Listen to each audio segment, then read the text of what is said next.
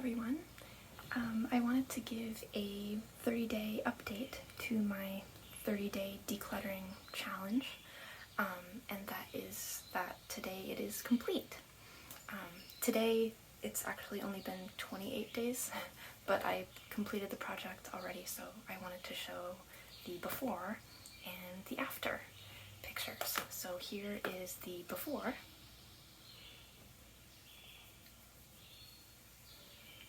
And here is the after.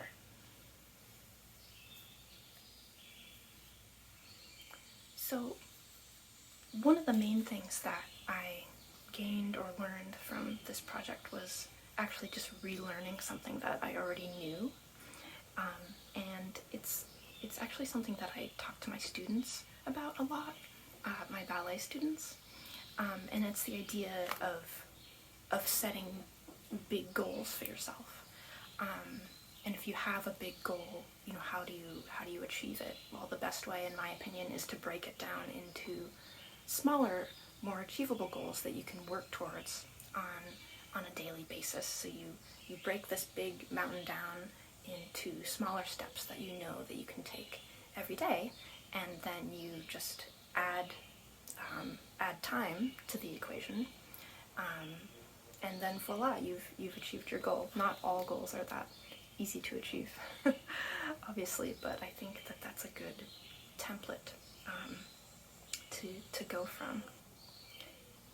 So the way that I broke this down into smaller tasks is I just decided I was going to get rid of, and by get rid of I mean donate or recycle or just remove, get rid of one bag of things every day for 30 days. And that bag could be anywhere from a grocery store bag size to a full garbage bag size. I generally kept 4 different bags with me while I was decluttering. The first one was just a garbage bag for stuff that was not redeemable in any shape or form. Second one is recycling for paper stuff or anything recyclable. The third bag was donations. And the fourth one was stuff that I wanted to keep. But one major thing that I gained is not just more physical space, but mental space. I don't know about you, but whenever I stay in a hotel room where you're really surrounded by only the essentials, I just find that my brain is like on fire with energy, and I'm just in a better mood, being in a sort of neat, orderly place with only the essentials. And so how wonderful would it be to actually live in an environment like that? There are a couple of different YouTube minimalists that I follow, and one of them suggests 2 different things that I think are really useful.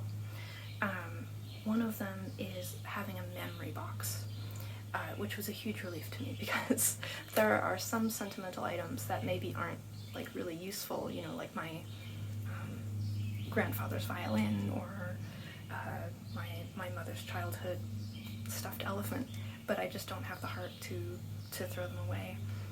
And so for things like that have a lot of real sentimental value, people will have what's called a memory box.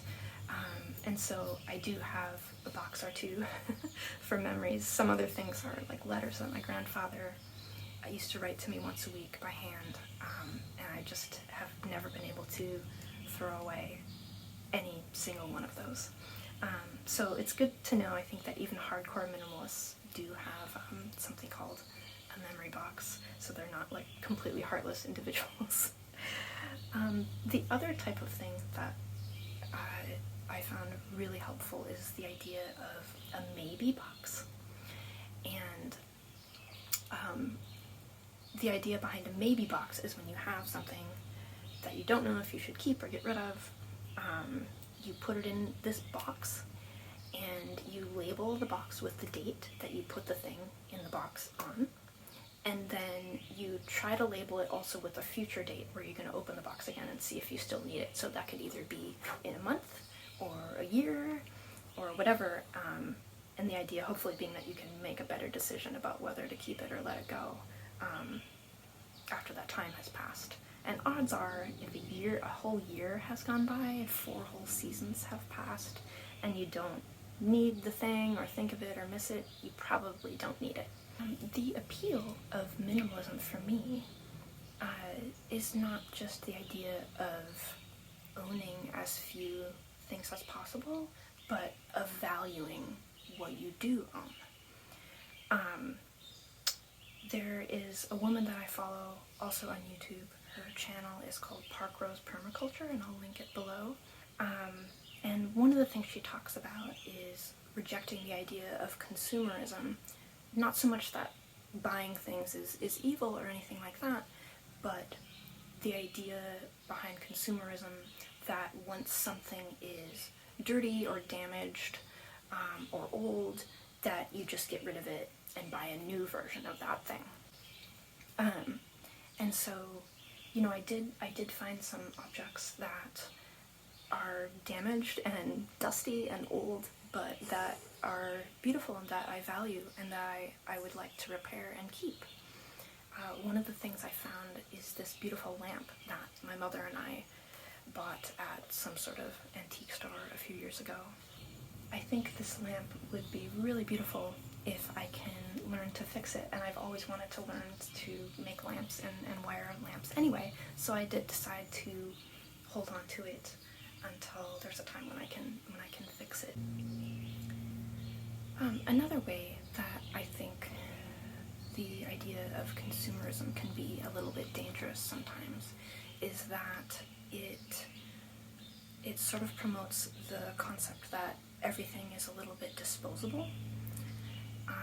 And the problem with that is that it can easily sort of seep into your personal life.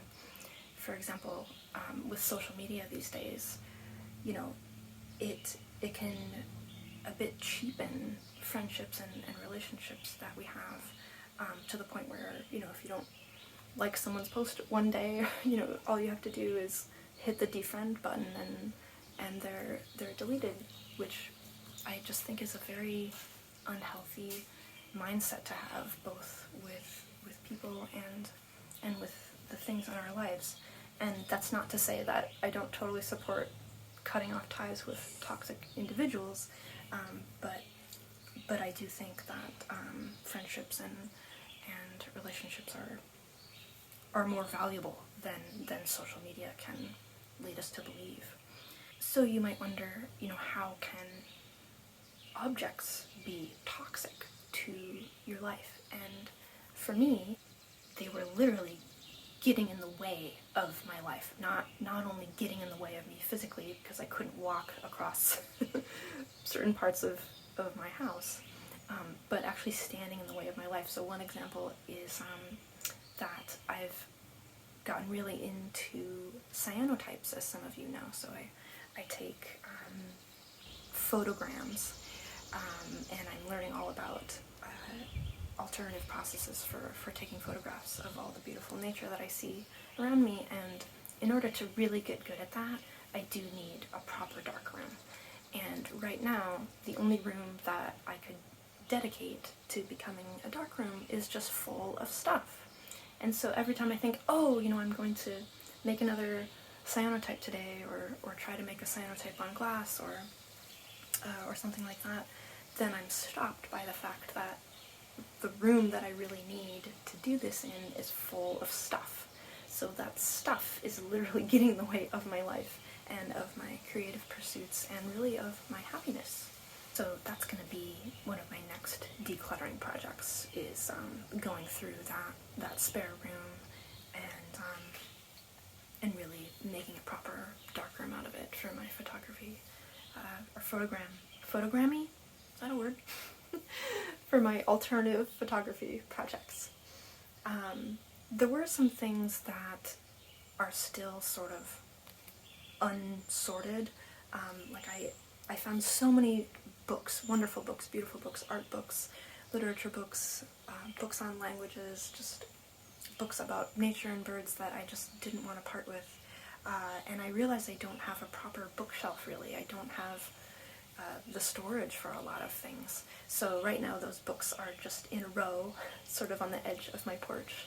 But they look sort of charming there. I think there's worse things to clutter a porch than a nice row of old books. One sort of sad thing I discovered as I was going through and really clearing up this space is just how much my little cabin is falling apart. The foundation is really sinking quickly and significantly. So you can see here that this door is just completely at an angle now, and there's this huge space in the top of it that's just stuffed with a towel so that the cold air doesn't get in during winter. I mean, the cold air still does get in during winter. And then there's this other part where the floorboards are just completely sinking and becoming uneven. And so that's why I've signed up for this Yes Tomorrow school, where hopefully I'll be learning to stabilize the foundation of my little house myself. And so I'm vlogging that as well, so I'll link the first chapter in the description below if you want to follow my journey on learning to build houses. Couple last things I'll mention.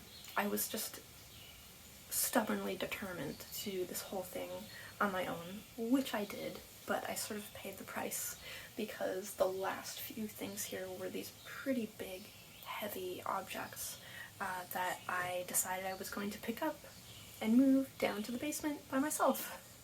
And though I did it successfully, I ended up throwing my back out in the process. And I will recover, but the moral of the story is don't lift things that are too heavy for you, and if your body is sending you a signal like this is more than I can handle, do listen to it and call a friend and ask them to help. It's kind of bad timing because I'm supposed to start my first trapeze class on Tuesday, and I'm so excited. It's at a circus school in Vermont, about 20 minutes away from me, and I've just been so excited about it, not just because learning to be on a trapeze sounds really fun, but also because I've just been missing being part of a creative community of artists who are really taking their art seriously and to a professional level. And so I'm just really excited about the possibility of the circus school sort of becoming that for me after I lost it years ago when my ballet company closed. So here I am. I'm going to be hobbling in for my first class in trapeze, hoping that they'll accept me. Wish me luck. I don't know how that will go. The very last thing I'll mention, and I suppose this goes along the lines of the sort of simple pleasures that the minimalist lifestyle can afford you. Simple, not necessarily meaning that they're not fantastic though. So I have been able to observe the stars out here like never before. I'm used to living in a city where the city lights block out most of the starlight, but here they are just glittering and vibrant at night, and so I started taking pictures of them. And so I have an astrophotography picture that I took last November that is in an international contest that you can vote for if you choose. It's free to cast a vote, so I'll put the link in the description. Here are the pictures. One of them is a sort of moving image, which I really like, because you can see the glittering of the stars and also the rotation of the planet during the 4-minute exposure. And the other one is just a normal still image. But this competition is being held by the International Dark Sky Association, and it's pretty much the only organization that I've ever become a member of, and I just think, how can I not become a member of such a cool organization? It's a part of the Dark Sky movement, and they just promote raising awareness about light pollution, and how it is a real thing, but it's also a pretty simple thing to fix compared to the other forms of pollution that are around the world. But really raising awareness about the damages it can cause to both humans and animals. With humans, one example is having really bright lights on all the time can affect your sleep patterns. I think it's called your circadian rhythms, I'm not sure. And when we're not getting good sleep, then we tend to sort of have unhealthier habits during the day when we are awake, and it just leads to all kinds of bad things. But it's also harmful for animals and insects as well. It can, first of all, can deter them from coming around, but it disrupts their cycles and their habitat as well. And so I just think that it's such a cool association to be a part of. One thing I almost forgot to mention, but I really don't want to forget to mention, this idea that the process of decluttering was almost like performing some sort of archaeology on my own life. And I did sort of unearth several things that I'm so happy I found, really beautiful things that are meaningful, and one of them is this necklace. There was a woman who is a very gifted glass artist, and she creates glass art and installations for libraries and museums and spaces all over the world. And she used to come see me perform when I was a full-time ballerina, and she used to tell me that I was like this certain type of glass that I guess makes all of the other glass around it more beautiful. And she said that that's what I was like, or at least that's what my dancing was like, and it was just one of the most beautiful compliments that I've ever received. And she made me a necklace out of that type of glass, and I'll have to look up what that type of glass was called, but you can see it has a sort of iridescence to it, and it's transparent, and there's something really ethereal about it. And so when I found this necklace, I was reminded of that incredible compliment that she gave me, and just that anyone would describe me that way was just unreal to me. So yeah, I just wanted to add in that although a lot of decluttering can bring up memories that can be painful or just hard to sort through on their own, a lot of what you find can be joyful and beautiful.